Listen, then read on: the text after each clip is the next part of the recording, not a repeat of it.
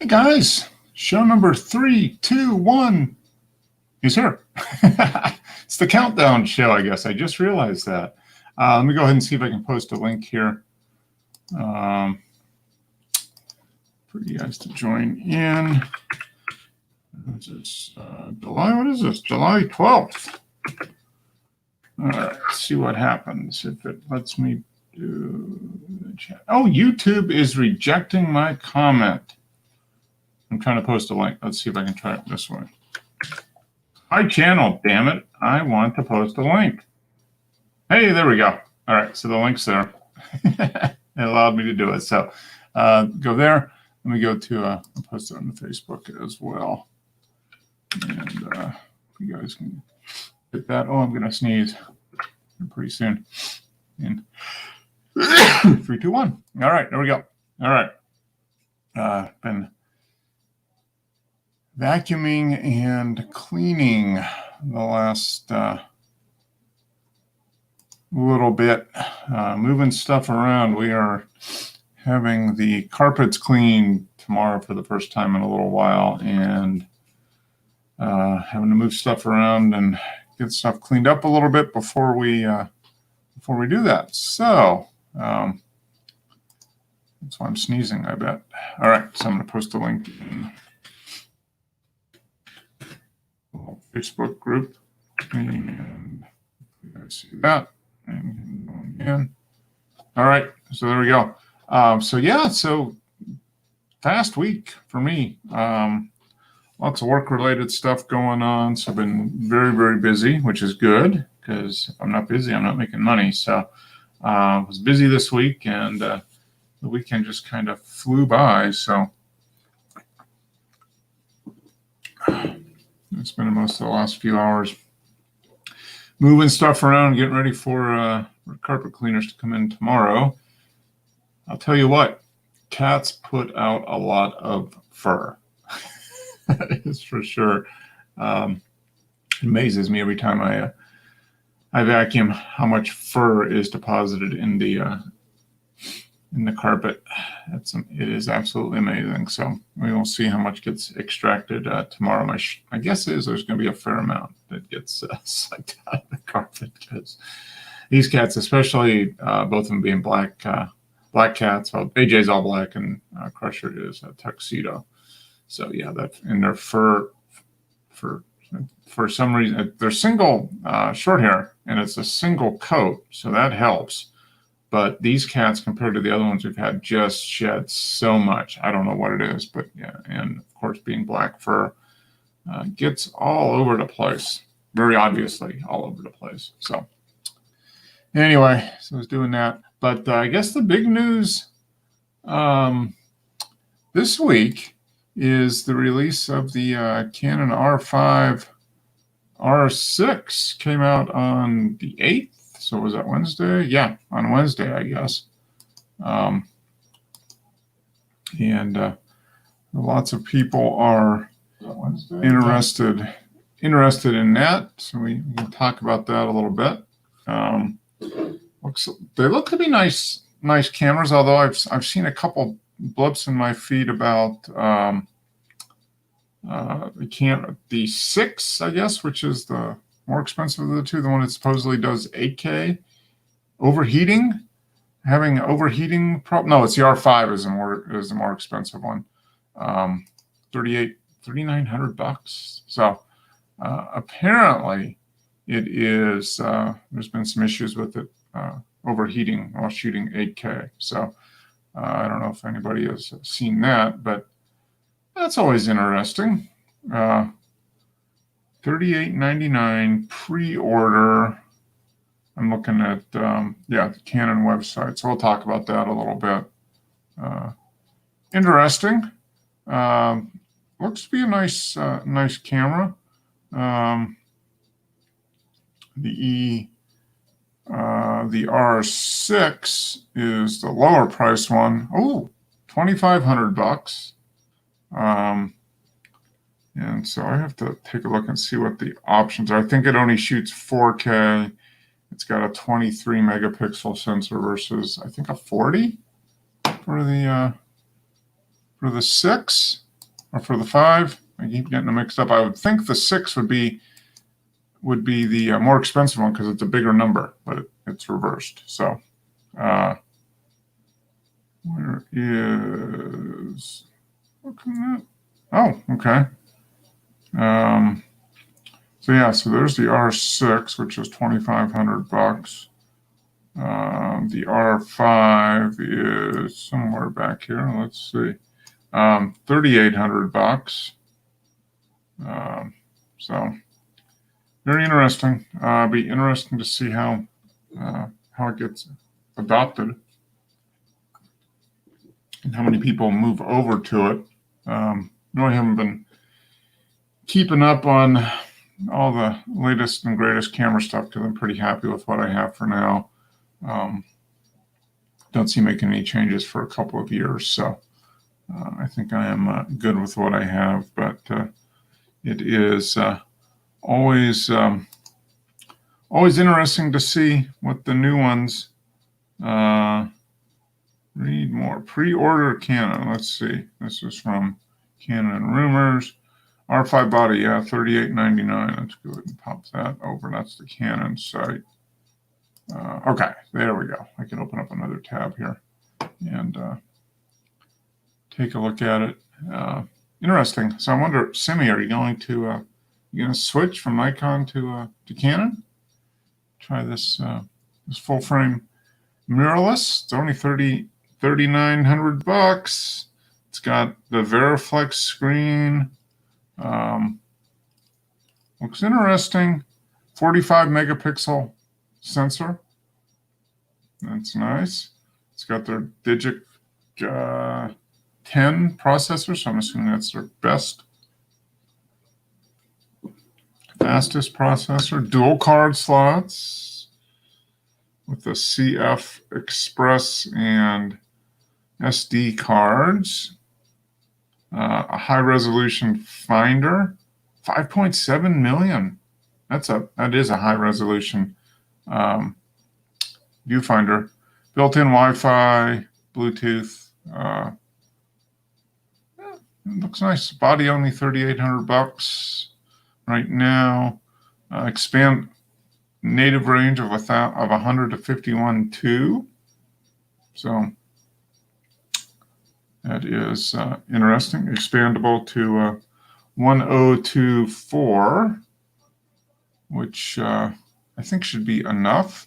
12 frames per second mechanical shutter, 20 frames per second with the electronic silent shutter.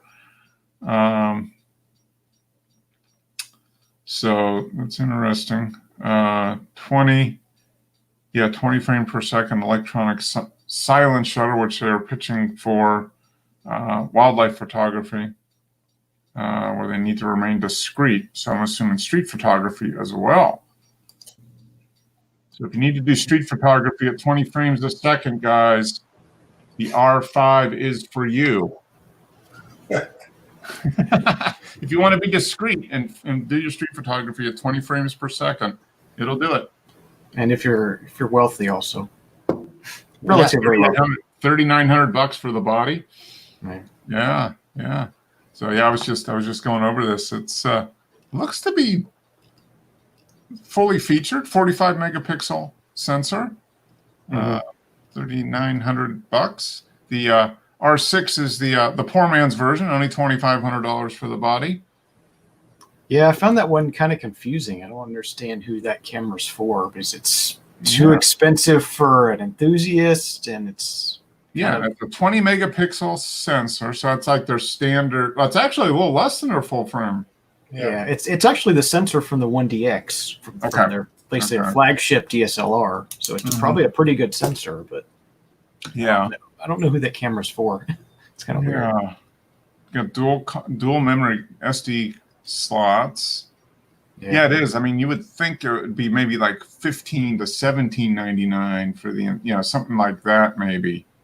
Yeah, enthusiasts. Closer to 2,000 anyway. Yeah, 20 megapixel. It's got the same processor, Digic 10 processor. They gave it the 6 moniker, which makes it sound like they're trying to replace basically the 6D. Yeah. But it's not. It's way more expensive than a 6D would be. So I don't know.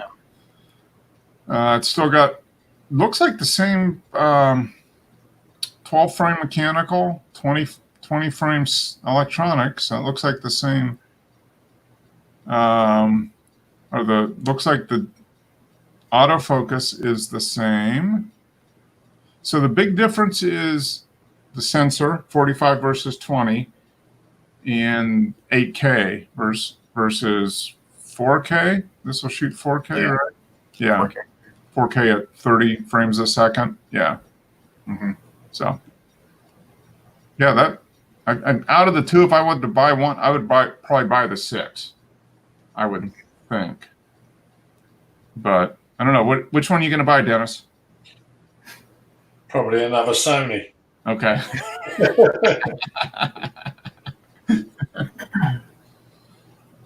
Yeah.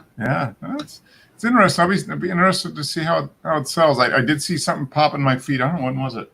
Thursday or Friday, about supposedly overheating issues on the R5 shooting 8K. Yeah, an 8K video, it overheats supposedly. Nobody really knows anything for sure yet because real reviewers haven't had a chance to test it. Yeah. I guess we'll probably get that in the next week or two, I would think, right? And when's Maybe. I don't know. When's it it's a pre-order, so it doesn't really say. Tony Northrup made it sound like the Canon was being really cagey about letting out review units before it was actually released. So they might not be doing that. Okay. So did he have kind of did he do a live stream about the announcement or whatever? He did like a follow-up like a day later or so. Okay. Yeah. So there it is. So there's the R6, $24.99 pre-order, and will be shipped on a first come, first. Okay, should I click? No, I don't want that.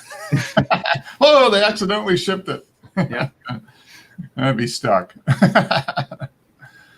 No, I think $2,500 at this point. I don't know what I would spend. Not a camera at this point because I'm happy with what I got. I think I'd probably do some audio equipment. Yeah, that would probably go towards audio equipment at this point. But I don't know. Now Sony's are they coming? Have they announced a new one or not? No. Well, I've only got a Mark II. And Mark III's already out. So as soon as they bring a Mark IV out, I'll buy the Mark III. Yeah. Maybe that's why I saw something about will the new Canons force Sony's hands and make them come out with a 4. Yeah, you'll probably see a 4 from them next year. So, it'll probably be sooner than that. I would expect. You think so? You think it'll be time for a year and a half now, season? Probably. Yeah. Maybe. Yeah. They're due a Mark IV soon, I would think. Yeah. Huh. Okay, well, that means that the 3 will go on sale, Dennis, and then you can upgrade. Yeah, the only problem is there's only so far you can go with a camera, isn't there? Yeah. They're going to get to the perfect camera in the end, and what are they going to do then? go back to film. It's true. I mean, really, do you really need 45 megapixels? I mean, for a full frame 35 millimeter sensor, do you need 45 megapixels? I don't know. It'd only be okay for landscapes. Can't see any other reason why you would need it. Yeah. It helps with wildlife when you have to crop. Yeah, that would be true. You could get a big lens and crop. Yeah. Turn your 600 millimeter into a 1200 millimeter, something like that. Yeah. It was just cheaper to move a bit nearer. Yeah. Well, you can't always get nearer. Yeah. Sometimes there's obstructions and. Well, if it's like alligators, like Wes is extreme wildlife photography with alligators, you don't want to be getting closer. Alligators are definitely an obstruction. Yeah. So I'll be more impressed when you start taking pictures of alligators with a 15 mil wide angle. Yeah. IT professional and alligator wrestler. Yeah. Not going to happen. Yeah, no, that is true. Yeah, for wildlife and that type of stuff, that would make sense because full frame, you're going to get a 600, maybe a 500 or 600 millimeter lens, and then you can crop it in half, basically double it to 1,000 millimeter effective, and still have a decent number of pixels in the final frame. Yeah, that would make sense. But that's going to be interesting to see. I will, like I said, I think I'm going with my camera for the next couple of years. So I think maybe in 2 years from now, they'll be on the version 2 of these, probably, I would think. Yeah. Like in 2022, 2 years from now, they'd probably be on the second version of this. This is like a 5D basically, or whatever. So yeah. They only do those every like 3 or 4 years, it seems. Yeah. Before. Yeah, that's true. Yeah, I mean, I think that will be my next camera. Will be a full frame mirrorless. I'm almost positive that's what it'll be. Now, whether it be Sony or Canon or Nikon or those are probably the 3 at this point. I don't know which one it would be. It's not going to be an Olympus because they're not around anymore. But yeah, I mean that will be the next camera will be a full frame mirrorless. That's for sure. So now Joe is gone. He was probably just ordering it. He was probably just pre-ordering. Yeah, I thought he'd been kidnapped by aliens. Yeah. I figured, Joe, you're probably going over to your other computer to pre-order the R5, right? Oh, I ordered 2 of them. I mean, yeah, that's right. Yeah, of course. Yeah, gotta have 2. I mean, I who doesn't? Yeah. Obviously, you want to use one as a camera for your computer. Yeah. Oh. What do we got here? Yeah. So this did you follow any of the release stuff on this, Joe, or not? I seen some of the stuff about it coming out, but not like an official price or lenses or anything. Yeah. Yeah. So the price of the R5, $38.99 pre-order, just for the body, and then the R6 is $24.99. Well, that's the bargain of the deal. The biggest difference is it only shoots 4K, and it'll do 30 frames or 60 frames. It'll do 30 frames 4K and 60 frames 1080, right, Wes?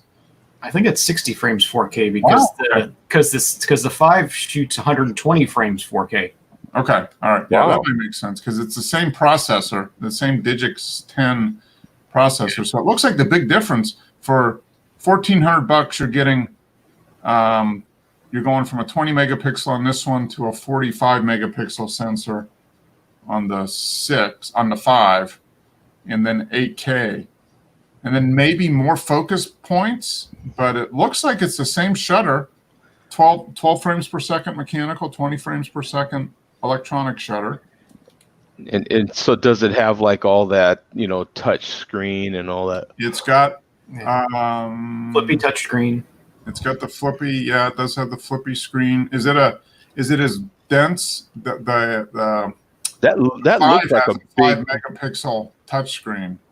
That looks like a big body. Is that a big? It's pretty good size. Yeah. That's another difference is the viewfinders. The 5 has like 5-point-something megapixel viewfinder, and the 6 is like 3. Okay, all right. Yeah, that would be a difference. Yeah, so a 5 megapixel finder versus a 3 megapixel finder. Yeah. Oh, there's CMOS sensors. Okay. Not as high a resolution, but I guess you're getting double the resolution on the sensor itself. So maybe that might be part of it. Yeah, these are so video focused. Oh yeah, I mean I could see people that are getting into video. I think the 6 would probably be the one they would go for. 4K, 60 frames a second, full frame. Yeah, I think that would probably be the one to get. Hey Frank, how's it going? Hey guys. Hey Frank. So we're just discussing the low price on these new Canon mirrorless cameras. $2,500 and $3,800. Yeah. Oof. Mirrorless. And that's without the lenses. I mean, that's body only. Body only. Wow. And then they've got I noticed this, the 800 millimeter f11 lens. F11, wow. F11 for $900. Yeah, these two telephotos they put out, they're very weird lenses. They're f11 and they're only f11. You have to shoot at f11. There's no. So it's a prime f11. Yeah, it's an f11 prime lens, and it So has is that a- 6. Yeah, they got a 6 and an 8. Is It that has- a video thing? Is that no. I don't know what it is. It's Is just it a straight lens or your traditional lens, or is it a? It's just it's not it as a dim. cat It's just a straight. Yeah, it's a prime. It's just 800 millimeter and 600 millimeter. So it's prime. not a mirror lens like the older No. 500s used to be. No. yeah. So there's a 600 millimeter for $700, f11. So you basically better be shooting in daylight. Yeah. It's like maybe they're for like Daylight. sports or something. Like, but still, you have to be Yeah, right in the middle of the day. Well, then they're figuring. Then you're going to be going like 32, 6400 ISO. You know, I mean that's. Yeah. What would you shoot? They must really trust the quality of their high ISO. Then Mhm. That's the only way. that's what that tells me. Whether it's true or not, who knows? But You know, it's kind of funny because I do find myself shooting f11 or even you know a little. I don't know. I'd want to be locked into that though. You know what I'm saying? Like, that's wide open. Yeah. is there enough people? Okay. Let's think about this. Is there enough people like Samuel that would shoot with this lens? This might be a lens for someone like him. No, No, he does mostly landscapes though. Although Right. he does wildlife. He does some wildlife, well, yeah, but but I don't know. I don't know what their target is for this, because I mean it would be fine for sports or wildlife in well, the because middle of the day, or you know. you wouldn't need as big a filter on it or something. You know what I'm saying? Like, No, this is so this is the 800 millimeter. It's a 95 millimeter filter. That's a pretty good size. right. That's going to run you some bucks. That costs more than the lens. Yeah, that costs. Okay, and it's an 82 for the 600 millimeter. But your ND filters, like you wouldn't, you know. Yeah. I wonder what. Yeah, you don't even need like a 2-stop. Yeah, that's kind of what I'm getting at. Like you wouldn't need as big a stop. Yeah. You know. Yeah. I mean, yeah, because you already got an extra 3 stops just because the lens would only go to 11. And if the lens is already at f11, Yeah. good God, how far could you go with that lens? At f22 would be like what? You know what I'm saying? Like what? Yeah. So I'm figuring It doesn't adjust. That's the weird thing about it. It's you're stuck at f11. That's all it ever will shoot at. That's is f11. so it's. What do you call a lens? So it's not just a prime lens. It's it's a fixed aperture. It's a fixed aperture lens. Yeah. But you consider the Sunny 16 rule. It's just Sunny 11. Yeah, so 100 speed, you're shooting at 200th of a second at f11. Yeah. So, wow. Well, you know what they did? That was probably from their compromise side, because here's the 600. It's only 2 pounds. Yeah, supposedly they're very light. Yeah, and the 800 millimeters, 2.7. 3 Oh, pounds. wow. It's under 3 pounds. So how long is it? How long is it? Is it probably? Probably not that when big. shooting, it is 14 inches maximum length on the 800, and 11 when closed. Boy, you'd have to just try it, I suppose. You'd have to just rent it and just try it. I mean, It sounds doable. I mean, if you're a beginner wildlife shooter, shooting at f11 at 800 ISO, you're shooting at 1600th of a second at f11. Yeah. On a bright sunny day. Yeah, that's probably probably what they designed it for. Is exactly. Most modern APS-C and full frame cameras are perfectly fine as far as noise is concerned at 800. Yeah. Now on yours, Wes, your lens is what? Is it a 6.8? 6.3. 6.3. Okay. Yeah. So when you're shooting during the day, Stop and a half. Yeah. So are you shooting at like a 100 or 200 ISO? I don't think I've ever gone to 100. It's just not fast enough, but Yeah. 200, 400. Okay. Yeah. Something like that range. And you get perfectly fine images there. So Yeah. So I'm assuming maybe this sensor and the processor, you know, which is really the secret, is how the processor, what it can do. Mm-hmm. So is 800 or 1600 ISO very stable or very good at this point? That's probably what they're betting on. You know, the average shooter that's out wanting to do wildlife or sports is going to be perfectly fine at 1600 ISO. You know, Then you have to figure out, you know, how many people out there are shooting with an older, let's say a Canon T5 that isn't so hot at ISO 800, ISO 1600. How many people are going to upgrade their bodies? Yeah, because they want to use the lens. Yeah, so it's a DO lens. So it might actually be pretty smart on Canon's side to do that. Yeah, it'll be interesting to see how it sells. That's for sure. It's got screw type elements. So it's inexpensive, prime, it's optical, and it's super light. So built in. Okay, so it's got IS in the lens. Don't the cameras have it? Aren't they body? Yeah. Well, it's going to be dual IS basically. Yeah. So now that they have it in the whichever body, one's better. they're Then using both. yeah. Wow. Then you get about 5.5, 6 stops. You get 5, 6 stops then. Yeah. They're claiming 8 stops on some lenses. Wow. Okay. Well, there you go. That helps on it as well. Yeah. But yeah, that's weird. I mean, I just don't see it. Just fixed aperture f11. But I guess they figured that's the best compromise. You know, all things considered, given ISO and weight and size and price, and you know, I mean, it obviously makes it a lot less heavy. You know, you don't need as much glass to do that. So, interesting. That's very interesting. That's And then they've got then they've got a 100. See, this is what you want. You want the 100 to 500. See, this is what it's a white lens, so it's got to be a white label lens. Look at that, $2,700. You buy the camera for 25, and then you buy this for 27. You're good.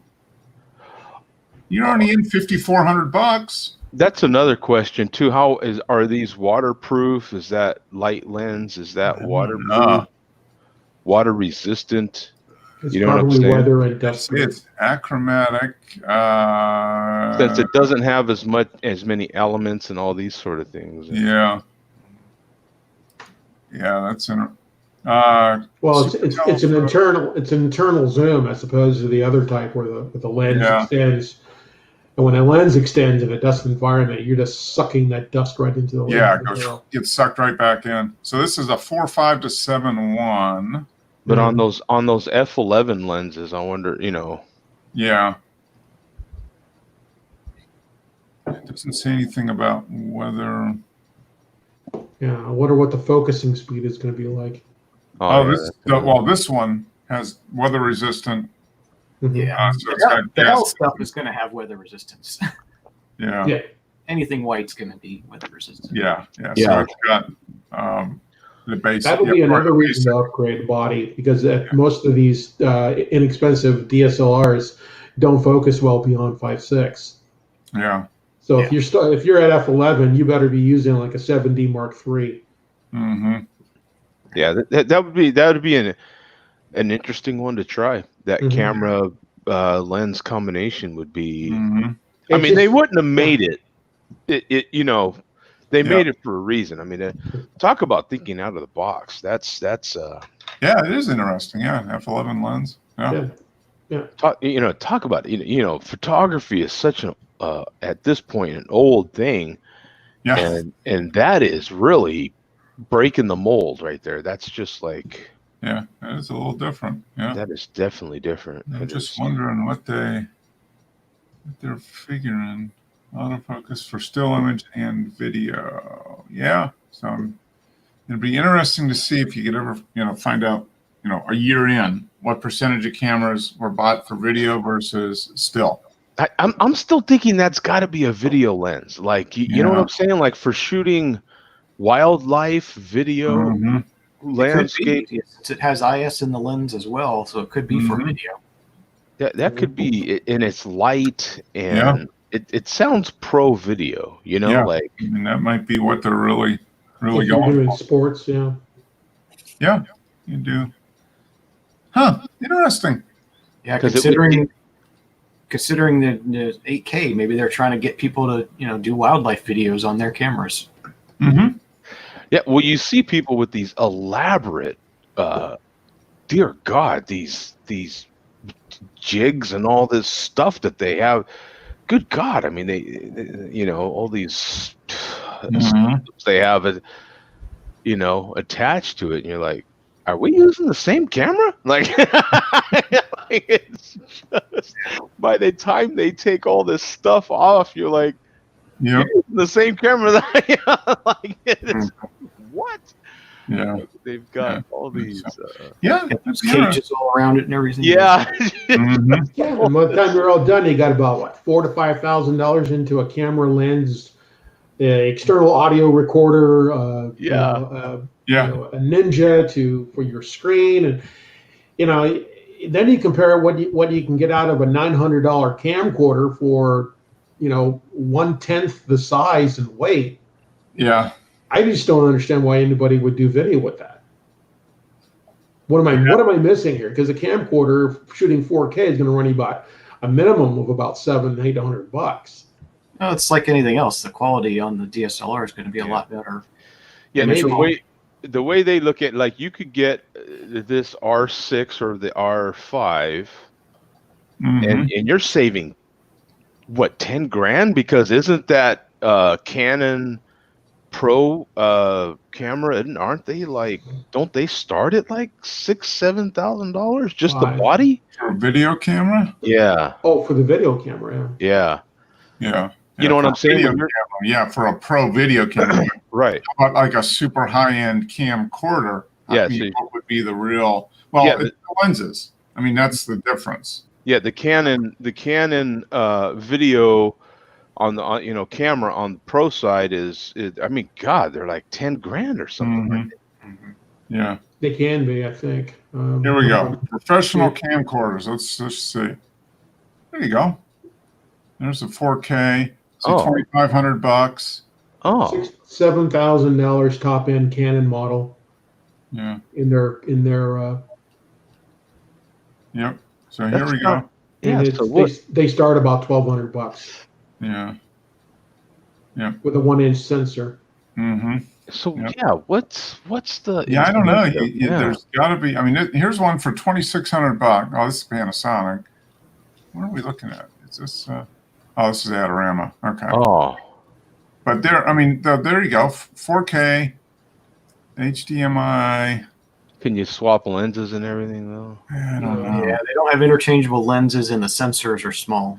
Yeah. So that's the main reason to go with the DSLR. There you go. See, here you get that shallower depth of field look. Yeah. Here you go. This is the one. $7,000. Yeah. The XF. That's a. That's their top of the line. Camcorder without going into their, I think, the X series. Professional line. Yeah. You got a cinema series. Yeah, I think what they're I think they're really going after video people.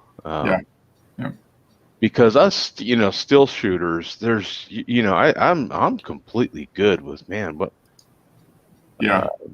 With what you have. Yeah. Yeah. No, you don't feel the urge to upgrade. No way. Yeah. I would agree. I was saying, I'll probably do something in a couple of years, and I know it won't be Olympus now since they don't exist anymore. They got bought or sold, but it will be a full frame mirrorless probably. But who knows? That happened, huh? I didn't hear about that. Yeah, they got Olympus got sold to a private equity group. No, just like Hot Supply. Yeah, and basically they bought the patents, and then they're going to keep doing the medical imaging, which is what they're making money on. Right. Yeah. So they're going to keep doing that. But yeah, the cameras, consumer stuff is, just going to kind of go the way of the dinosaur, at some point in the next few years. I mean, there'll still be support and stuff, but yeah, you're not going to have new models or anything coming out. I think Pentax will probably be next. Yeah, that might very well be the case. Yeah. So interesting. So 2,500. Now we just got to wait for the reviews to come out. That'll probably be in the next few weeks, probably. Mm-hmm. Once they get their hands on these things and review and see how well they do shoot 4K and 8K. 8K is going to be interesting. How it really does on the 8K side. Who has an 8K TV to watch it on? Yeah. Yeah. You need an 8K, and even 8K monitors are expensive, right? I mean, yeah. I mean, that's how do you evaluate whether it's good or not? You need an 8K monitor, which is like probably $2,000 or $3,000 at this point for a good 8K monitor. So yeah, that'll be interesting to see what the reviewers think of it. I'll be interested to see what's his name, Kai, the guy that does. He's a guy. Is he in Hong Kong? I think. Yeah. I think he's in the UK now. Okay. Yeah. So he'll be one of the first YouTubers to get. Well, Tony Northrup will probably get one too, right? Yeah. The camera store has one, but they're on NDA, so they can't really say anything bad about it. Oh, okay. Yeah. So yeah. I think I saw one other group had one as well. Yes. So at DP some point review. in the next few weeks. Yeah. Okay. DP review probably. Yeah. Yeah. So you'll probably start seeing those come out maybe 1st of August, maybe a couple weeks down the road. Yeah. So whenever the NDA runs out on it. Yeah. Yeah. In the meantime, they're just going to keep shooting with it and putting together information on it. So Yeah, I went to Newegg to see what they have in 8K monitors, and there's only one. A Dell Ultra Sharp for $4,200. ooh, was it like a 30-inch monitor or something? 32. 32-inch. Okay. Wow. So I have a 32-inch. My main monitor here that I'm looking at is a 32-inch monitor, and it's just a 1080p, and it was like $400. So I need 10 times as much money to get. It's more than the camera. Yeah, it is. That's like the camera and the lens. You got to buy the. Yeah. Well, really, to get the 8K, you need to buy the R5. That's $3,800. Yeah. So. Well, it does make your videos future proof. Plus, you have the ability to crop in and create different. Yeah. Different. I think that's more what I think that's more the incentive is just to be able to crop something and still have that quality. Yeah, make it look like you're using multiple lenses and multiple cameras when you're not. Yeah, when you're not, right. Yeah, that's because you don't have anything. You can tape something nowadays, and it's in such high quality, you don't have anything that can even see it. Yeah. You know what I'm saying? All it is extra pixels to crop and. Yeah, well, you don't have. And I can't see beyond 4K anyway, so. It's like, you don't have anything that can even see it. So it's strictly for cropping and just flexibility. Keeping that high quality. You know. Yeah, you can take your 8K, crop it in half, and still be at 4K. Crop it again, and then people will actually be able to see it. Yeah, well, because probably, I don't know, 70% of the time, all it's going to be is on YouTube anyway. So right. 720, right? That's the best you can do, right? But then if you take a still from that 8K video, basically you're basically you've got a wildlife camera that's shooting 30 frames a second. Yeah, that's true. Yeah. I mean, so the incentive for it is just all over the place. If you you can it's not necessarily to watch it in 8K. It's just the flexibility it gives you in post. Yeah. To strip a frame out of there and be able to make an 11 by 14 would be nice. And you can make a hell of a thumbnail for your YouTube video if you do it off in 8K. A little bit, yeah. I mean, that thumbnail will be sharp all the way through, right? Yeah, it'll look really good on my phone. Yeah. So interesting. I'll be interested to see how the sales are. See, the holiday season coming up is going to be the big, what's it going to be like in 3-4 months? How many people are buying this for holiday season? Mm-hmm. Yeah, I mean, it's going to be your enthusiasts and your professionals. Yeah, I hate to go down this whole rabbit hole, but it's kind of hilarious in a way, isn't it? Well, it sucks in a way, right? Because with what's happening and in our times that we're in now, so much business is getting crammed down now.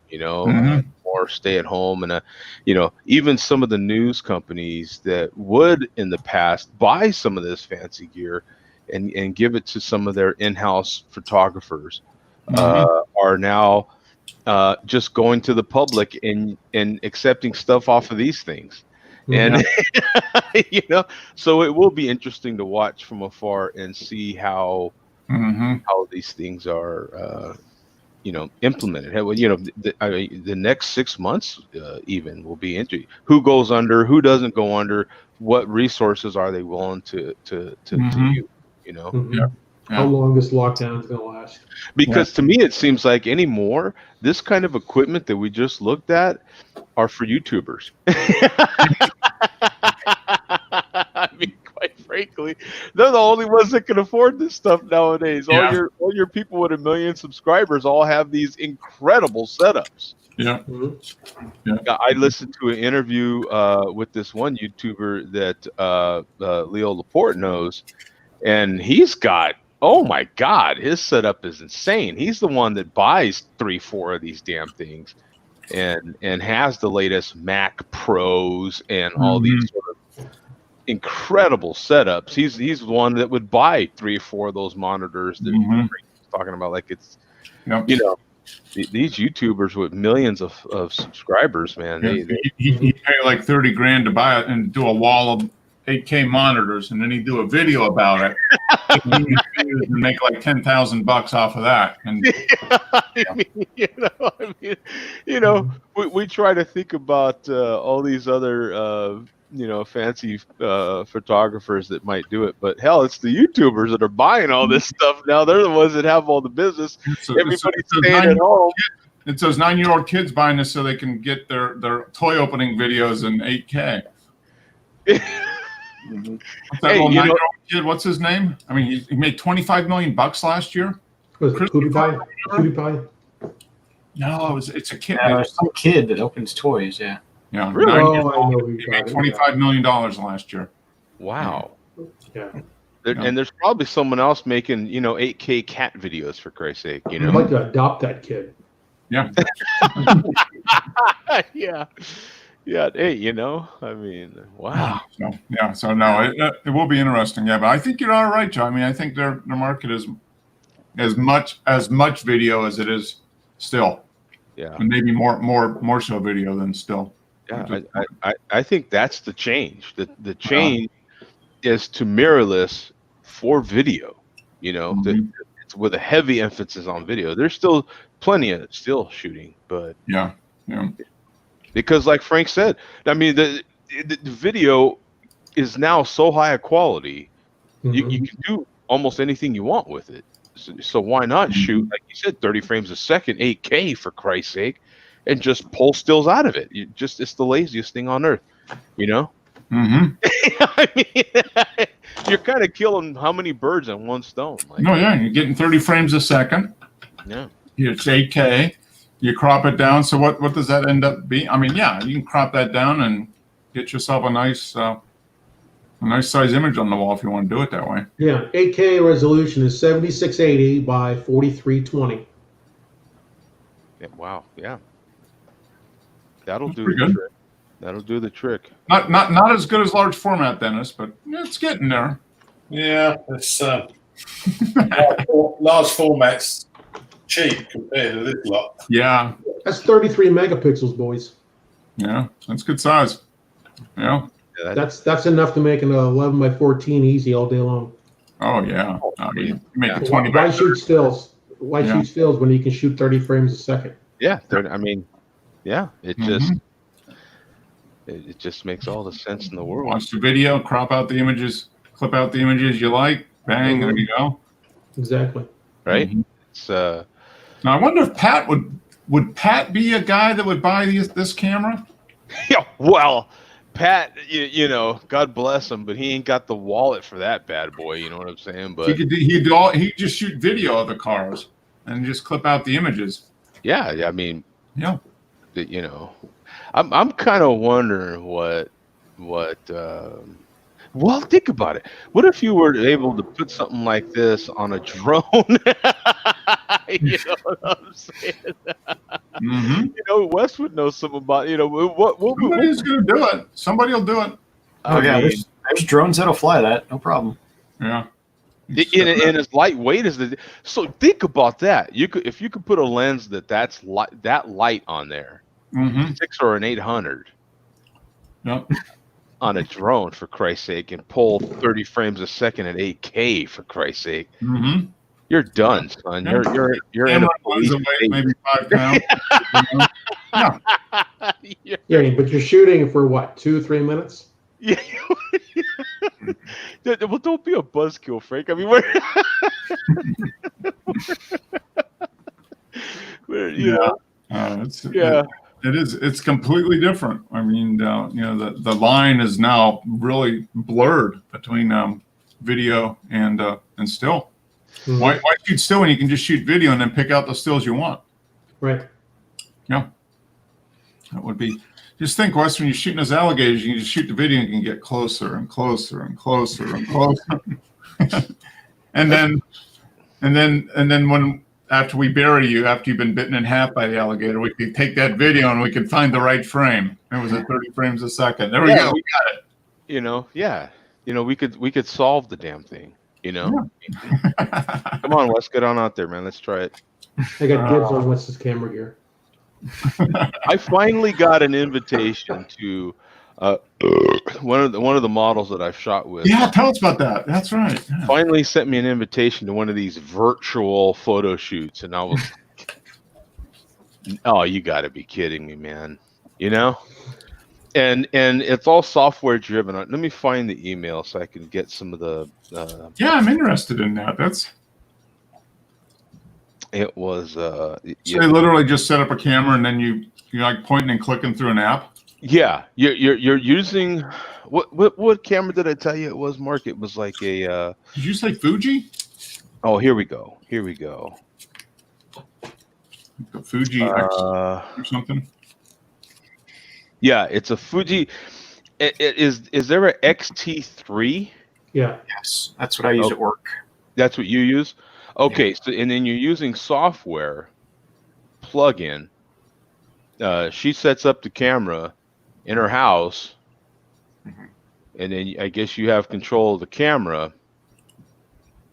But you're not going to be able to move it because unless it's on a gimbal or something. But still, then you only have 2 axes of movement, and that's it. I couldn't be any less interested. I just didn't even reply. I was like, you got to be kidding me. And then the gal, don't get me wrong, insanely talented, you know, beautiful just goes without saying. Really, really, really, really talented, extremely professional, and all those things go without saying. But I ain't paying you your standard rate for you being at home. And now you ain't even got to go anywhere. You know what I'm saying? That part of your rate is the travel, sweetheart. You know what I'm saying? Like, plus the ability to actually do more than just one shot angle. I mean, that's so. What do you say? Okay, now pick up the tripod and move it over to this side. It doesn't make sense. But people are probably booking her doing that, right? Look, you know, part of the problem with what I do is a lot of the photographers are their biggest fanboys. You know what I'm saying? And that's actually how they make their income is off the photographers. And some of these guys are just big enough idiots to, oh, okay, yeah, I want to see naked chick, you know, and it just feels like a peep show. To me, that feels like a peep show. Like you're just taking photos of a venturing into peep show. You know? Yeah. It feels the complete opposite of what I am trying to actually get done here.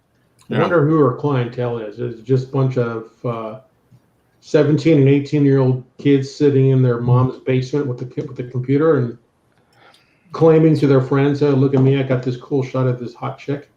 Probably I older mean, men. I would Yeah. guess. it's older photographers, man. Yeah. I mean, it's a damn shame, but no, I take my work pretty darn seriously, and I ain't gonna pay you, and you're just staying at home and your standard. The money aside, the whole thing is just ridiculous to me. I'm Yeah, but like, who's setting up the whole thing? Who's setting up the lights? it's all her. It's all her in her home, and she's got some sample photos here, and I'm like, don't get me wrong, man. The lady it takes. I've shot her now 2 or 3 times, and she's incredibly fit.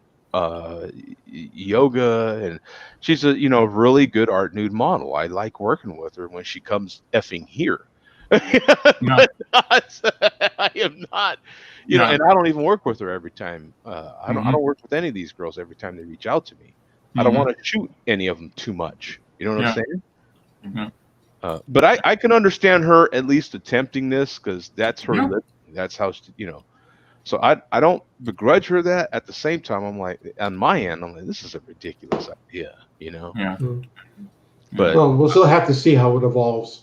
Yeah, and I was telling Mark, I've seen other girls try this as well and already give it up, because it's you've got a small percentage of cats that'll try it, and then after that it's just like, why don't you just ask for donations, for Christ's sake? You know what I'm saying? Like, just set up a Patreon and donate. I mean, it's no, I'm not. It's got to be tough for. I mean, it's tough for them, because that's how they earn a living, is by modeling. So so what do you do?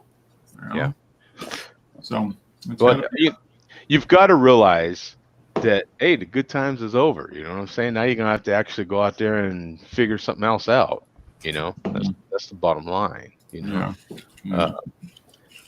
I love photography as much as the next photographer, but if that well dries up, you got to stay fluid. You got to stay flexible and do something else. Learn the code. Learn to code. Learn to code, right? Learn to code some of these damn things. You can remember what is it, maybe 2 years ago, going into 3 years ago, mirrorless was really making a strong presence, and we would question, hey, what's Canon and Nikon going to do? What are they going to do? And I think they're ringing that bell now pretty damn well. Right. I mean, there's a lot of steam coming out of the engine of Fuji and all these other cats, Sony, that were really leading the charge early on, and Canon's this is a great example of them. Hey, we got some IT too. We got some engineers too. You can do that. Yeah. And we got some pretty damn good R&D and a little history. We got a marketing budget. And now they just kind of drop 2 more cameras and a microphone. No, it's it'd be interesting to see. I mean, now that it looks like these 2 cameras from Canon are serious and should do well. I mean, remains to be seen, but Sony's got a competitor now. Maybe even more so than Nikon. Yeah. I think so. Canon's probably going to end up struggling. Yeah. Nikon is more of a one-trick pony compared to Canon. I mean, you take a look at their other. Yes, Nikon has some medical stuff, but Canon is so many different eggs in their basket. They're a far stronger company than Nikon. Yeah. Plus, they've been doing all this R&D for the last 40 years in digital video, and Nikon never did. Yeah. I mean, Canon has been video centric for a long time. I mean, and they make their own sensors. Nikon's reliant on Sony. What happens when Sony says, "See ya"? Yeah. Exactly. Like, oh no. We better run the code. There's been all this buzz, and I don't know how techy you guys get. but there's been all this buzz with Apple making their own chips now, and making all these new announcements with these fast chips. I wonder if you start putting some of these chips in some of these cameras, and maybe a company like Nikon that might be a little hurting right now teamed up with an Apple, and what would Apple do with a Nikon? Whew. Yeah. I mean, if they could that would be interesting, yeah, Apple and Nikon. There's been a lot of call, and this is quite a few years ago, to be able to have just a body that you could just take your phone and snap it in there. Sure. And the capability of that would be insane. Yeah. You know? It's made the body cheaper to produce because you're not building an LCD screen on the back and all the other supporting electronics. So it does make the using the phone profit as the margin a lot viewfinder. higher. Yeah, the body has the actual sensor and all that stuff, and the camera's just a viewfinder and a select.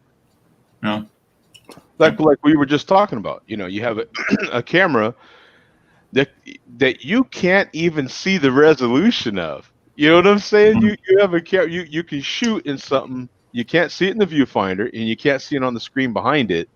At least this would get you closer. The screens on these bad boys are incredible. The processing in these things are incredible. You know, a lot better than it used to be. So it's and they're evolving constantly. You know, every year they're coming out with another this, another that. You know, and the camera would just get updated. It would be interesting if someone, you know, could come up with the eye camera in collaboration with Nikon. The eye camera, it would really, you know, I mean, look at what an outfit like Beats, you know, Apple, you know, has Beats now, and look where Beats has gone. They've teamed up with banks now. They've teamed up with, you know, all these other things, and you know, look where they've taken that. Boy, if Nikon ended up in a position where they're actually sitting at a table talking, what would they come up with? I mean, it would be pretty insane. Yeah. Well, speaking of what people come up with Nikons, we got Simi here. We can take a look at, because he's a diehard Nikon shooter. He is a Nikon guy. Were you going to say something, Dennis? Yeah, I was going to say, Joe, you mentioned Apple's ARM chips they're doing. Yeah. Yeah, even the ones they got out now, all the new ones, they are got the security chip built in. Stop you loading anybody else's software on their machines. Yeah.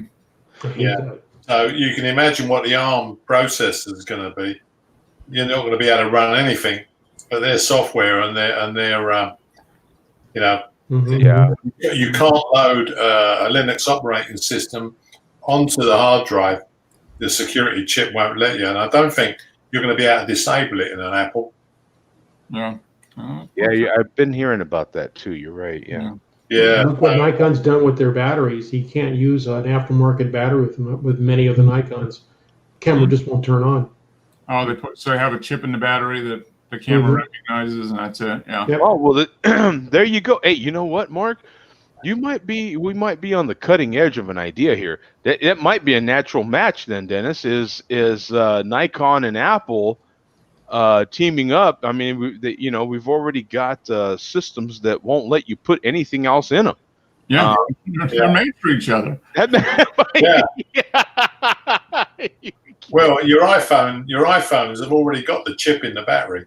Yeah, because you're going to have to dismantle the battery and transfer the chip over to a third-party battery when you change it. Yeah. Well, the screen, for example, is like that. You know, I've broken the screen once, and you got to pretty much take it to an Apple store to get it. To get fixed. Yeah. Well, what do they use? The concept? What do they call it? The walled garden. Yeah. As long as you're within the walls, the garden's great, but don't try to go outside of the walls, because then but they're not doing themselves any favors, because I've had Apple computers for years, and obviously so much better than using Windows. But I've got to think now whether I want to carry on with Apple. Windows has gotten a lot better. Yeah. I know 20 years ago, I was had a job where I was using a Mac and a PC side by side, and I had to restart that PC at maybe once a day, at least once every 2 days. Mm-hmm. And that Mac, if it got restarted once every couple of months. Yeah. Yeah. Yeah. Yeah, I've never had a blue screen on a Mac ever. I've never had to reload the operating system, but I've done it plenty of times on a Windows machine. Yeah. Although I haven't gotten, I've been using Windows 7 and 10, then just migrated to 10, and I've yet to ever get a blue screen of death unless I had an actual hardware issue. I had a power supply go out, and then I got a blue screen of death, but I never got a blue screen of death because of a software problem. Software, yeah. That's me too. I've had a couple, but it's been a hardware failure, and you just swap out the part and you're good to go. But yeah, it hasn't been a software yet. Yeah, it can always happen. Yeah, sure. I took Windows off of my laptop and I've put the Ubuntu Linux system on there, and it's been fine, absolutely fine. Never crashed. No trouble whatsoever. I tried doing that. It was a Mint. I tried loading Mint and having a dual boot on my PC, and I could never get it to work. Yeah, try the Ubuntu, because the LTS version, this long-term support, you get your updates from them, guaranteed 5 years. So is it a free software, or do you have to pay? Yeah, it's all free. Everything's free. Yeah. Okay. And it's a very good. You can make it how you want, Frank. If you want it to look like an Apple computer, which is what I've done. I've got the hide-in dock at the bottom of the screen, and I just put all that in myself afterwards. So you've got to be reasonably computer aware. But even out of the box, everything works. Yeah. Good. Well, Simi doesn't believe in computers. He just tosses his camera up in the air. And Well, he's been doing a bit of camera tossing again. Yeah. So, I think, did we see? Was this a shot from the same area as he posted last week? I think it is a similar shot from the same general location, because I seem to remember this being something similar to this, but this is a different take on it, I think. But 1/10 of a second, so relatively fast for him. Sure. Yeah, well, those new Canon lenses you were talking about, with a 10 stop on that, it can do 1.5 hour shots. Yep. You could, yeah. Yeah, plenty of time. You can go and make himself some burgers on the grill and come back and F11 with a 10 stop. Yeah. Oh, okay. So how is it? Visit Benton Hot Springs. I'm not sure where that is. Northern California, but I don't know where. But that's kind of neat. Nice leading lines there. Oh yeah. This is okay. Yeah, with a 16-35. That's kind of cool. Neat. Wonder what this would look like in black and white, huh, Joe? Exactly. Yeah. Exactly. That was shadows and all this stuff. Yeah. I didn't even have to say it, did I, Wes? He already knew. Is it me, or does that sky look like a composite? It looks like it's been. It might be pasted in. Oh, that's a good, yeah, because it looks pretty cool in color. It does. It looks really cool.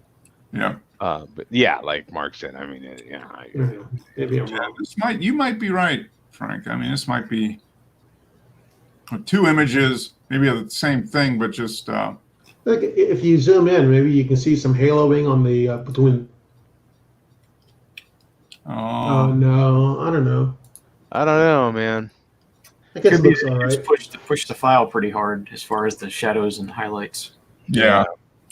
It just looks off. I mean, the color of the sky, and then the yeah. Although you look here, though, I mean, the light's really strong over here. So I don't know. I know. So, like in Arizona, I can get stuff like this in the sky at certain times of the afternoon. Wow! Look at this. It happens. Yeah, nice Nice detail there. The little rivets. Sure thing. Yeah. Okay, now let's take a look at the sky. No. Yeah, it looks pretty uniformly Yeah. noisy. You know? A little he's giving the pixels a workout. That's for Yeah, sure. and there's times when I can look in front of me in the sky. Now I'm not photographing anything. I'm just pure looking at the sky, and you can look in front of you, and it looks one particular way, and literally turn behind you, and it can look completely different. Completely different. Yeah. And not even off in a distance, almost like a clear line, like he's showing there. You know, yeah, no, you can just, with the lights at the right angle and clouds, and just puts in a. Well, speaking of light at the right angle. Yeah, you ain't yes. Look at this guy. Yeah, that's nice. Light on the path. Very nice. Yeah. Well, see there. All they need to do is make an f11 24 mil camera lens, and he's good. You see, he can switch over. Yep. He's at f11 a lot, so it will work for him. Yeah. Jimmy lens. Yeah, they could just name the lens after him. You know? Yeah. Maybe all this time, Simi's secretly been working for Canon. Yeah. Nikon. Yeah. He shoots Nikon to conceal himself. Yeah. He probably just puts that in the metadata. And he's secretly a Canon shooter, yeah. Charlie Parker Morning says this picture reminded him of his father and Saturday mornings with jazz playing. That's kind of cool. Yeah.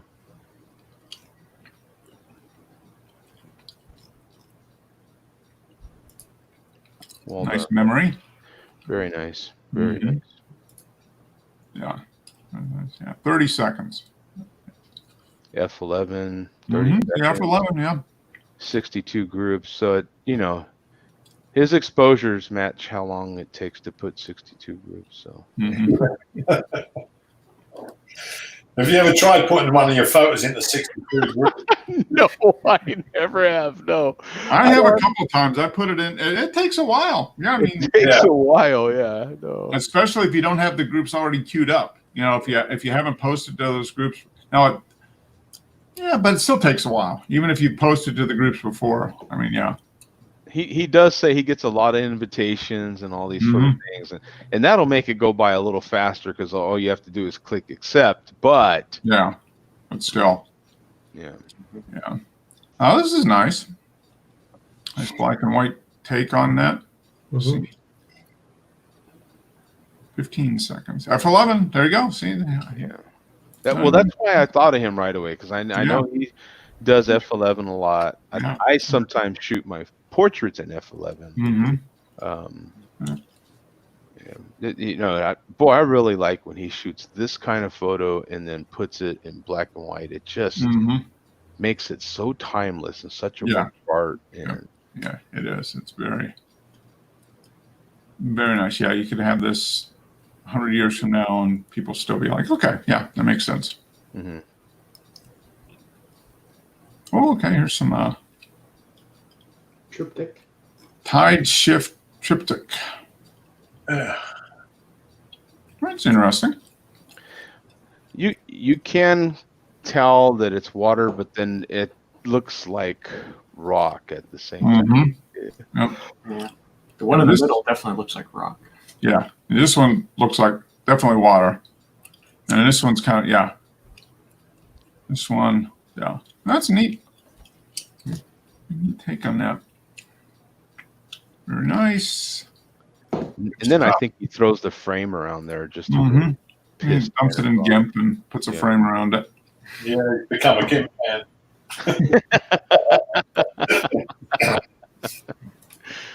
Okay, so here he is back at this spot. We saw some shots from here last week or the week before. The people out on the rock fishing. Yeah, this is lovely, man. Yep, probably just another Another take on that same scene. Just finally got to it. Taken June 15th. Yeah, so a month ago. Very nice. Good stuff. I could. Oh, okay. Another one. 136 seconds. F11. There you go. Oh yeah, because now he's got the fisherman in there on this one. Mm-hmm. Yeah, he was playing around with that other photo. Same thing, right? Okay, maybe this is a different. Did he post this earlier? This looks very because the boat was that one last week when we noticed the boat was. Yeah, the boat was there last. Yeah, the boat wasn't. And then in this one, there's another boat off in the distance, right? Yeah, this one back here. I like the lines of the clouds. That's neat. Yeah. Yeah. Good stuff. Yeah, well done, man. Excellent. Oh, here we go. This is Ghosts and Coasts.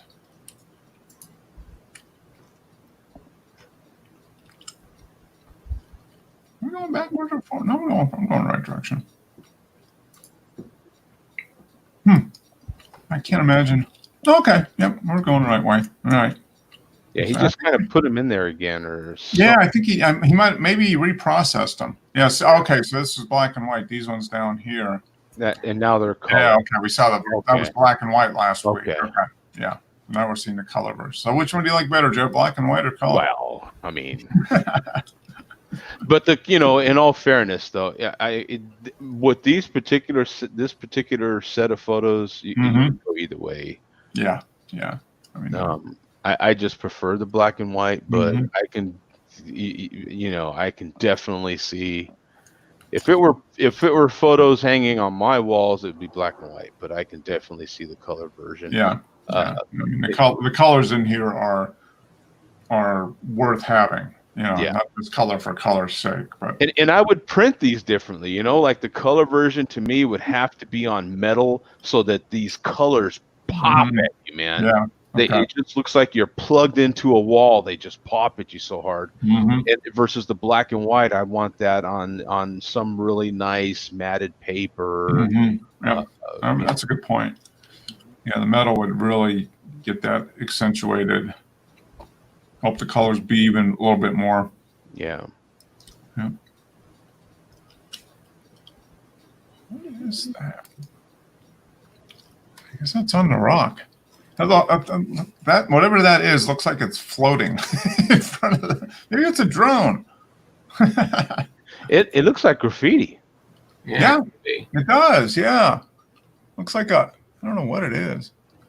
It does look like graffiti, doesn't it? Yeah. Yeah, something painted on the rock. I don't know. You think that's gimped in there, Dennis? Is that? Yeah, you can never tell with. No.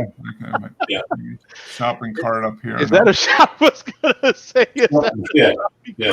Shopping cart. Yeah. Yeah. It might. That might be proof it's a real photo. He might be trying to prove that it's a real. A real photo. Yeah.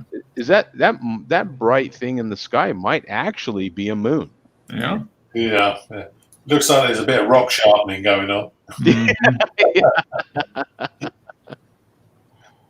It's very nice. You get looks like somebody out on the rocks. Oh, maybe that's. I think that's just off in the distance. Oh. Ooh, I like this. Yeah, this I like the detail in the right just under the water here, the little pebbles and stones. Kind of goes great with this. With these rocks in the front.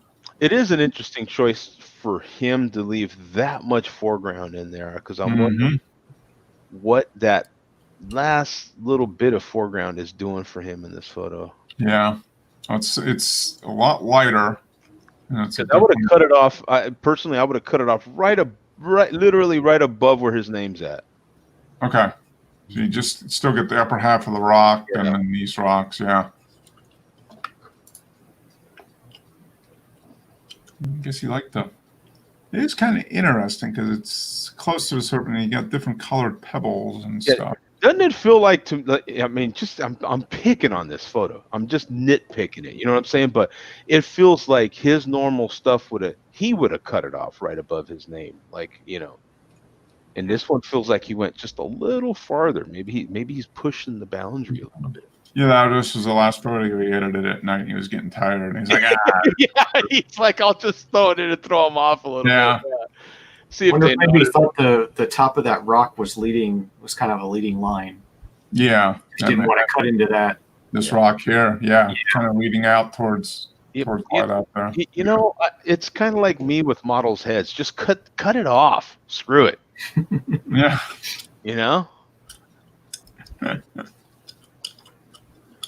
don't have time. Oh, we don't have time he didn't have time to do that, so then we had. Yeah, it's. I was just having a play with the GIMP. Okay. You know, is this weed, Dennis? It looks like a photo of some weed. Do you know what it is, Joe? Is that like leaves and stuff, or is that a cigar maybe, or what? I don't know. What that is, Joe, is a tree branch. Like the bark. Oh, okay. Yeah, that's what he says. That's what he says. But it looks like weed to me. Yeah, I don't know. Okay, so you took your Paddington Station. Yep. The clock I cloned out of a photo I took a long time ago. Mm-hmm.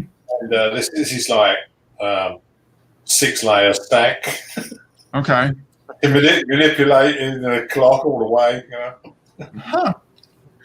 Yeah. That's kind of fun. Why not? Yeah, it's interesting. I like that. That's kind of fun. Why not? You know. Fun take. Yeah. So you got it in different.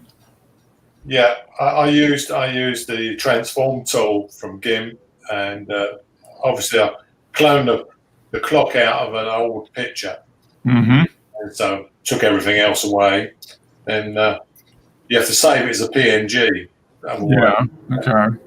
Yeah. Then I put them back in and built the clocks across the screen. So you did 6. So each clock position is a different layer where you put it at a different spot. Yeah. Of course, the clock is actually flat, you know. So you have to transform tool to turn it. Yeah. And you different opacity too up here. Yeah. I sort of started off with the about 75% and worked my way up to about 50. Yeah. Okay. Interesting. Yeah, I was just having a play, see how I could get it to turn out. Yeah. No, it's interesting. Yeah. So this is a tree branch. Okay. Yeah, it's not fake in any way, obviously. Yeah. And then you went, whoa! And this looks like something from Doctor Who.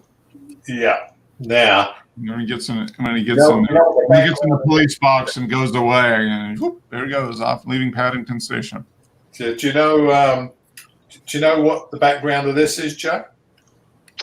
That one looks to me like. No, I don't. It's actually the tree in the one before. Oh, it's okay. All right. Yeah. Okay, so that's this. That's this, yeah. So the blue edge is scroll, you see? Okay. Yeah, I used the 12 filter in the twirl. Yeah. And then I added the clock in the middle as if it was being. Yeah, as soon as I saw this just reminded me of something I like Doctor Who.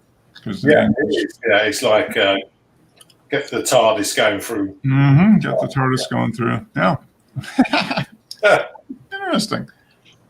Now, you've been having fun with that twirl tool. I don't know. Yeah, the twirl tool and the manipulation tool and the layers, and because I haven't even begun to touch it. There's so many filters, Mark. You've got to have a play with it. Yeah, I've looked at it a little bit. Yeah, and it's intimidating, Dennis. I look at it and I just get.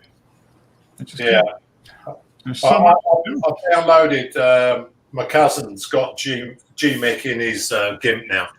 Oh, okay. So now he has it. Yeah, we downloaded it and we've got it all working. So maybe he'll have to play himself.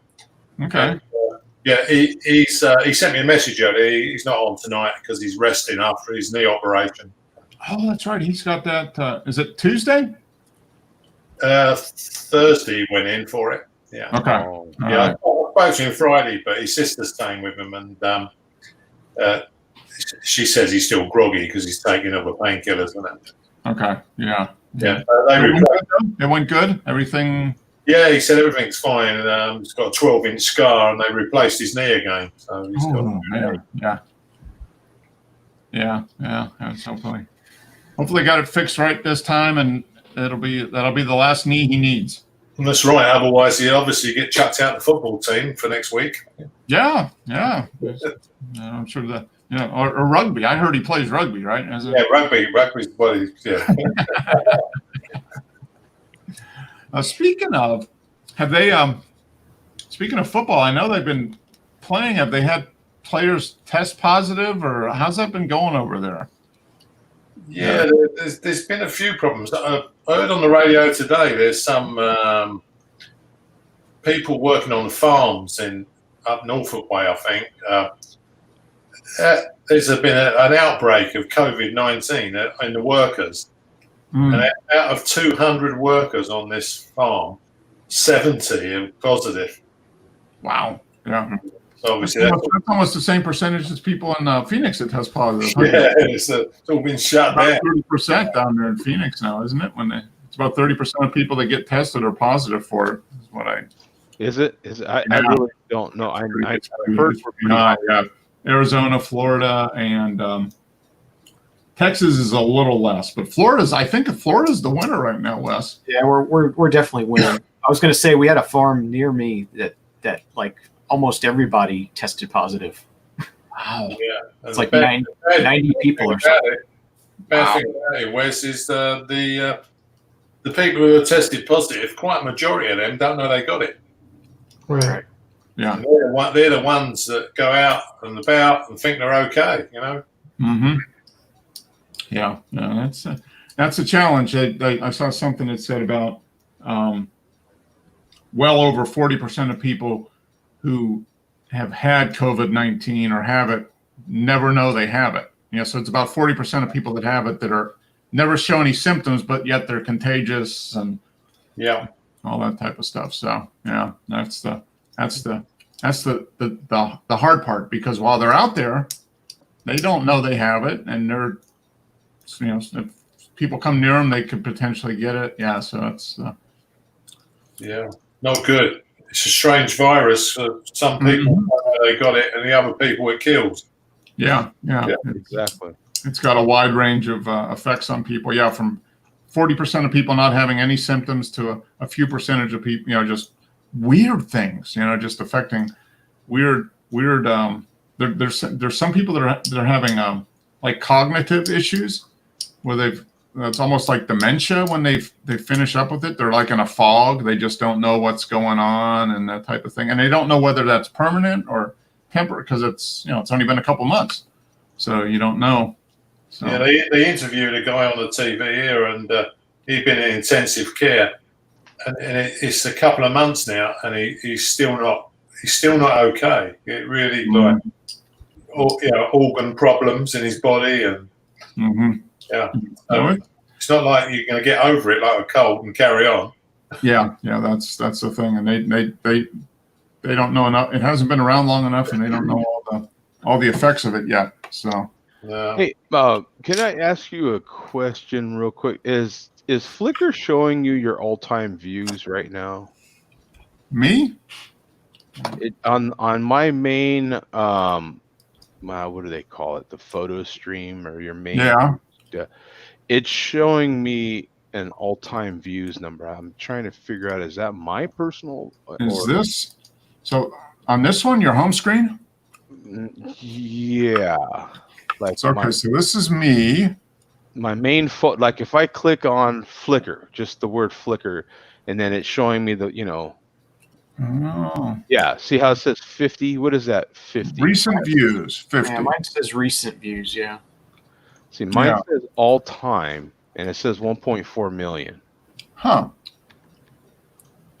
So that's probably right. That's probably your all-time views for all your photos. Yeah. So I wonder why it did. I wonder if you can change what that's showing there.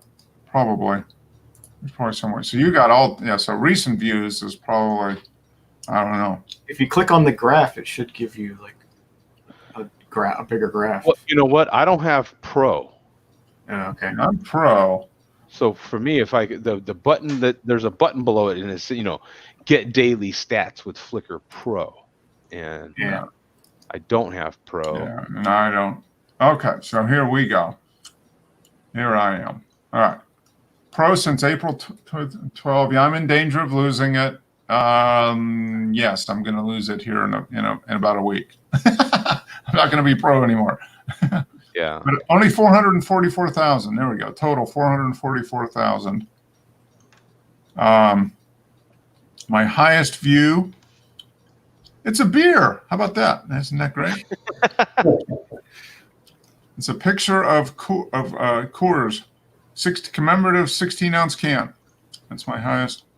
Followed closely by a large format of a barn. But yeah, Coors Banquet beer, commemorative 16-ounce can in a 40-year-old Coors glass. That's my highest view. Yeah, my highest view is a stupid picture of a pink house. I cannot understand. Really? I don't know. Yeah, so I've got a bunch that are, a few thousand views. And almost all of them, most of them are large format. Mm-hmm. There's a picture of a watch when I got my Seiko mechanical watch. Okay, so yeah, 444,000 views. So you're over 1 million. So there you go, Joe.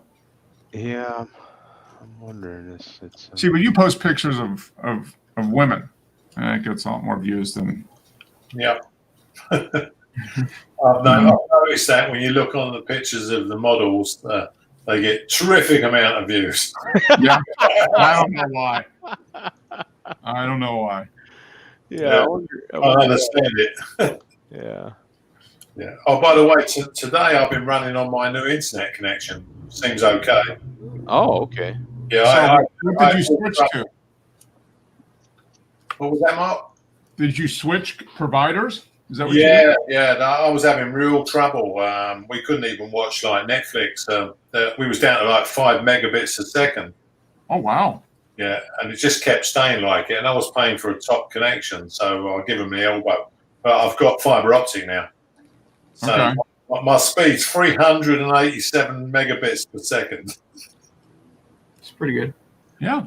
Now, what are you like 800 million megabits per second, Joe, or something? You've got insane speed. I don't know. Yeah, I don't know what I forget what my speeds are, but yeah, 300 is pretty good, though. I mean, that should take care of all the multiple streaming thing that you need right now. Yeah. When my son's playing his games, he used to moan like a good one because slowing down. Mm-hmm. Now he's happy. Yeah. I haven't speed checked in a while. I average somewhere around 75 to 90.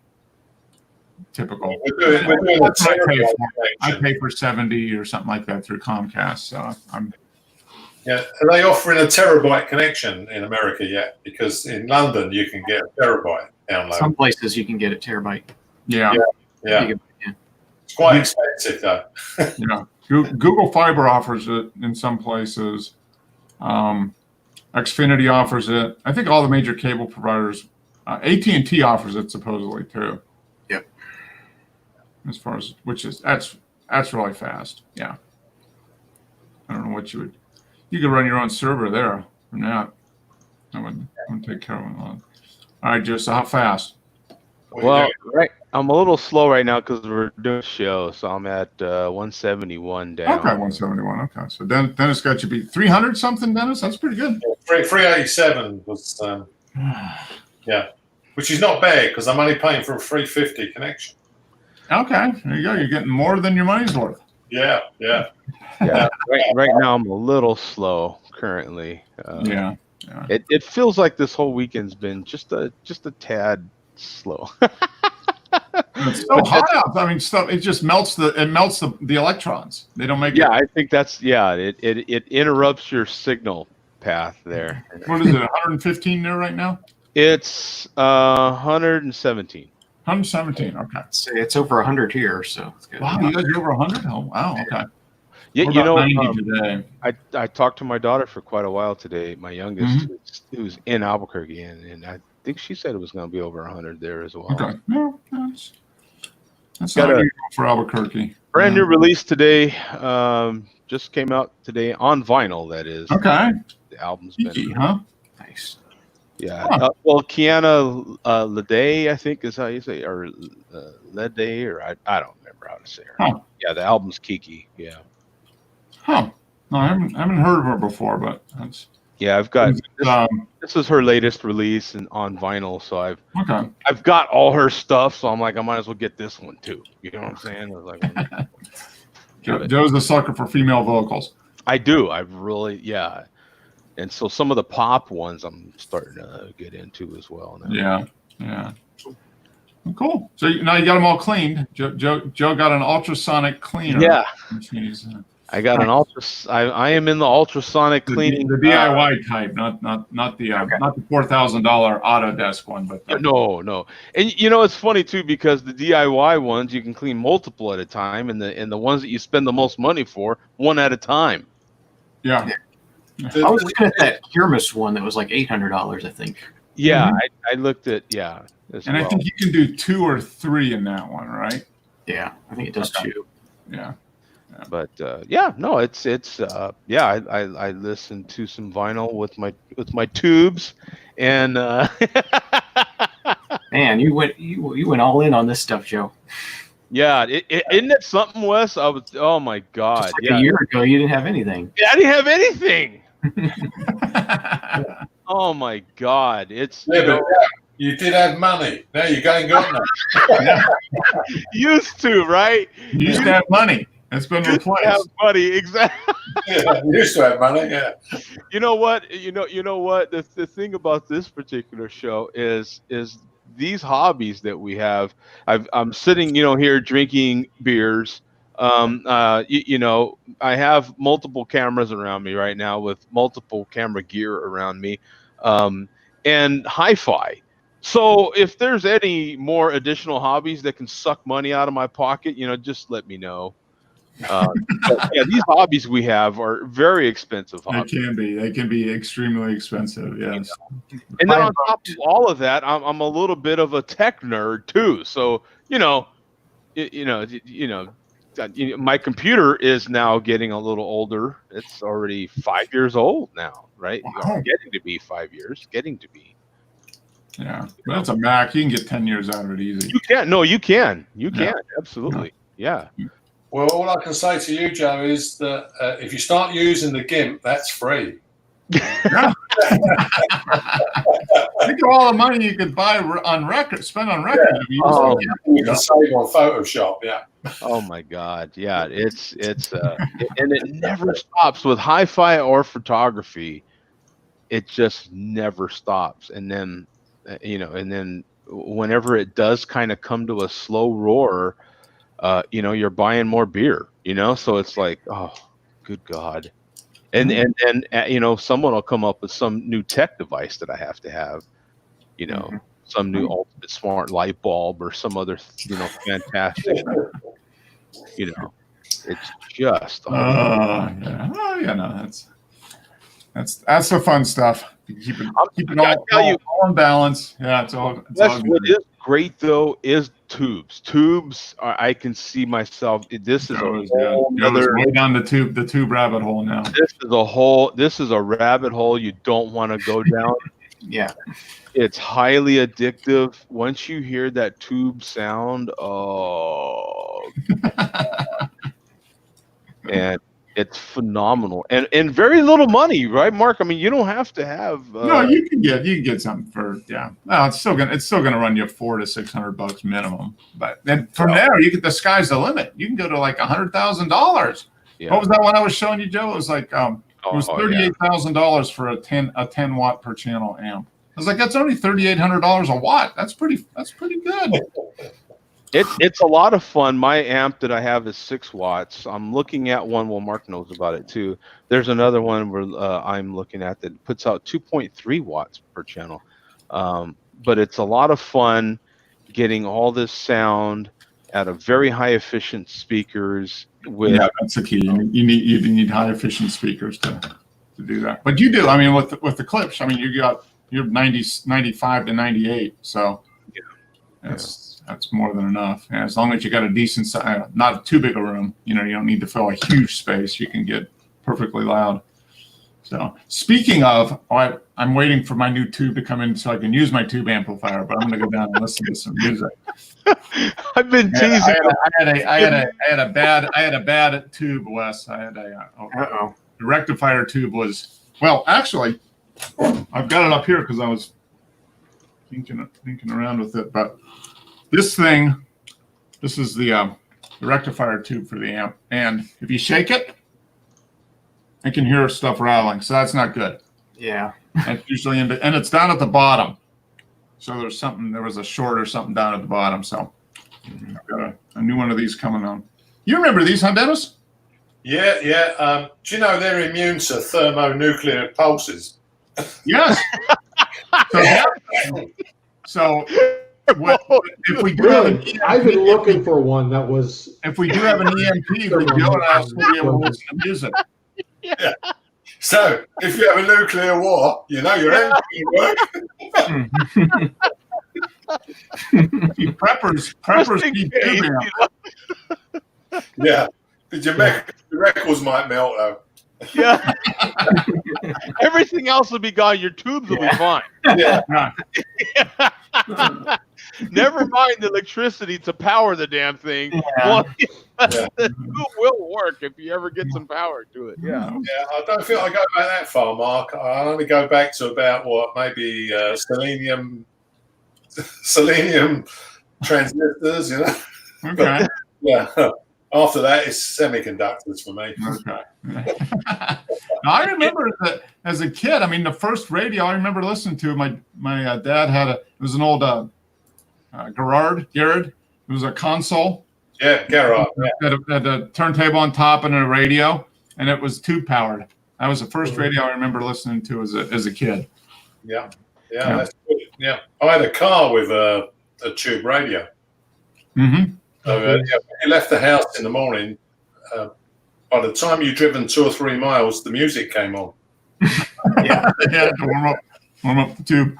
Yeah. You didn't need a heater in the car either. No, if it was a dual function, yeah. The tubes would warm you up. Heater and radio.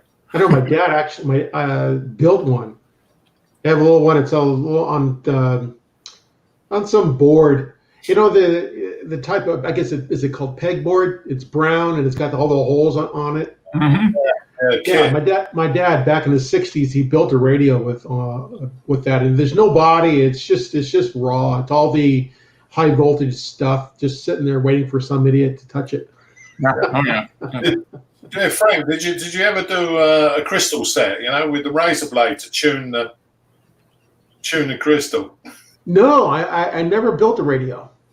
Yeah, this is my dad. He had a TV repair shop, so he was into that stuff. Okay, so he was into that. Listen to the radio with it all in a mixing bowl to amplify it. Oh yeah. Wes, get this, brother. You're exactly right too. It's been a year and a half because I got into it right at the end. I had bought my first record player. Didn't get to listen to it yet. It was 2018 December, and so I took a trip on that New Year's, came back, December. No, it must have been December 19 of 17, because in 18 did I get it, Mark? No, you got into 18, so you started getting in January of 2019. Yeah, so you're about a year and a half in. Yeah. Yeah, January 19. Yeah, and I'm already looking at my third turntable, bro. I want to be. I got one. You want to buy it, Joe? I got a Project debut car. He's been trying to pimp that off on me. Hey, Wes, I want to buy a VPI, man. I want to be like official. Boom, turntable. That way, there's nobody that can deny. If you got a VPI, you're kind of like, yeah, I got a VPI. Like I got VPI, and no one questions whatsoever that you're, Oh yeah, man. Oh, you got a VPR. Oh. They are nice. They are nice. Definitely. I was watching a video today. It's something on some sort of engineering channel on YouTube, and they were explaining that the human ear can't really tell the difference between vinyl and CDs. It's just that the way the CDs are being so horribly produced with the loudness wars since the 80s and 90s, that it's making people migrate to vinyl, even though there's on paper there's a lot of arguments to be made for the CD, especially the super audio CD, and then more than a lot. There's tons of arguments. Either way, it's the mastering that makes the difference. Yeah. There's badly mastered vinyl too. It's garbage in, garbage out. Right. Yeah. There's a limit how much frequency you can get on a vinyl record. Mm-hmm. It's about 12 kilohertz, isn't it? There's not much more. Well, it depends on the mastering on the I think it goes up to maybe 14 or 16 or something like that. Yeah. Which, if you're not a teenager, you can't hear that anyway. So. Yeah, that's right. I'm down to about 10 now, I reckon. There's so much snake oil in this stuff. It's incredible. I recently bought some ferrite magnets. Wes, and you know what? I'll be damned if I don't think I hear a difference. Just a slight noise difference. When we were at the audio show, there was some room where they were demoing some sort of record clamp that had these like pills that you put in the top of it that made it change the sound somehow. Supposedly change the sound. None of us could hear. The people I was with, none of us could hear a difference. Huh. They put like the red pill, the blue pill. Yeah, literally, they were different colored pills that you put on top of the clamp. You put in the purple pill. That's when you play hard rock. Yeah, no, they had like a jazz one and a rock one, and it was. Oh, really? Yeah. Oh, no. And how much was? It's got to be like a couple $1,000. Yeah, it was a to be released product. They were just sort of demoing it. So, I mean, I could hear a difference with the clamp and without the clamp. That was definitely that problem. But changing the pills, I couldn't tell a damn thing. Yeah, no. People were like, "Oh yeah, I can hear it. I can hear it." It's like. Yeah, it's so suggestive too. It's that snake oil part of it. That's it does sound witch doctor to me, Mm-hmm. It is, and the thing Mark knows the thing my issue with these stupid little magnets that go over your wires was, okay, you know what? It's $10. You know what I'm saying? Okay, I'll buy into your stupid thing because it's only $10. You know what I'm saying? And then you got to get the wooden blocks to hold the cables up off the ground. Oh my God, Mark! Tell them about the cable stands that you. Oh yeah, I was seeing them on what was it? There's some Brazilian rainforest wood or something. Yeah, and there were three of them. Three of them were $1,800. So it's $600 per little stand to raise your cables off the floor, Dennis. Which obviously improves the clarity and the subtle nuance of the. The favorite phrase right now is it improves your mid bass. And what was special about these was there was some special kind of aluminum, but then they tested all kinds of little and remember they had those little red dots in the middle. It was like a crystal, and this crystal was the perfect crystal that took it to the next level as far as sound clarity. So maybe it's the same guy who's doing the pills and the record clamp. It's probably. He's like, hey, these pills don't work. Let's put them in a cable stand, and we can sell them that way. Hey, Joe, have you wired your speakers up with oxygen-free copper wires? Oh no! Well, now you got to use silver. Silver, yeah, I suppose silver is. That's for 2017. Are you still using oxygen-free copper? Please. Yeah, copper. I mean, that's a peasant wire. I'll need some oxygen-free copper, and I'll just do. Listen, I read a story. You old man, yeah, we're. Really tell the difference, I can wire my speakers up with a cooker cable. Yeah, it's the same. I read a story once. This audio reviewer got a pair of $10,000 speaker wires to review. They were like solid gold, like 3 meters or something like that for $10,000. And when he was done with the review, he called up the manufacturer and said, "Oh, they just keep them."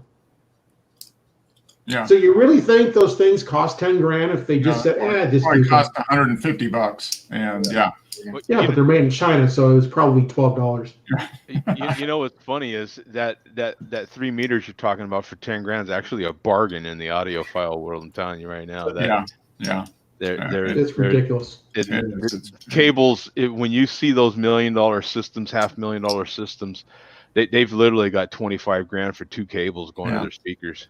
No, that's what I want to see. I want to see the $1 million system with the super expensive amp and speakers, and then I want to see Home Depot zip wire.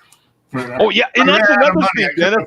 All I got is the lamp cord. That's all I got. They're not even using cables. They're using ribbons now. Yeah, they're like speaker ribbon.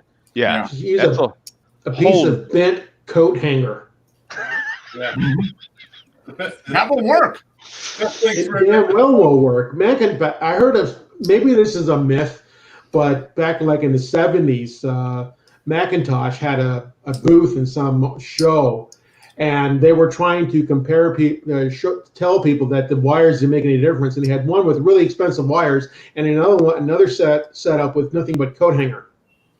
Yeah. And people couldn't tell the difference. Yeah. No. So wires are snake oil. It's a tough one, man. Like, because Mark knows. We went. I think it was the show before last that we went to, and I am pretty much ones and zeros are ones and zeros. Yeah. And this one cat took the time to show us that there was a difference in USB cable, and he took their budget cable. Their budget cable was $500. That was their cheap cable, and he hooked that up. Didn't change a damn thing. He had us listen, and they basically give you a minute and a half, 2 minute listen, right? Mm-hmm. And then he says, okay, I'm going to stop it. That's all I'm going to do. I'm going to switch cables, put in their high end cable, which I think the same size cable was, I think, $3,500, $3,200. And he put that in, and I swear to God, you could hear a difference, and it disgusted me. I was like, oh, you got to be kidding me, man. Yeah. Joe, the thing to remember is all the hi-fi shops have usually got big windows because the salesman can see you coming from miles away. That's right. Yeah, so much of it though is just pure. It can be. That's for sure. Yeah, I mean, there are certain things in certain ranges that you can get a noticeable improvement in quality, like phono cartridges makes a big difference. To do that. Amplifiers within a certain speakers, obviously, because every speaker got a different tone, so you just got to find one that has the tone that you like. Right. But how much of it is placebo effect? You just plop down $3,500. You really do want to have those things sound better, and you'll trick yourself. That's a big part of it, and that's the thing that's always missing is true double-blind testing, where nobody knows what the difference is. And in most cases, when I do that, people can't tell a difference, except for certain things. I mean, like super, super cheap, like USB cables and digital cables, there are some differences, but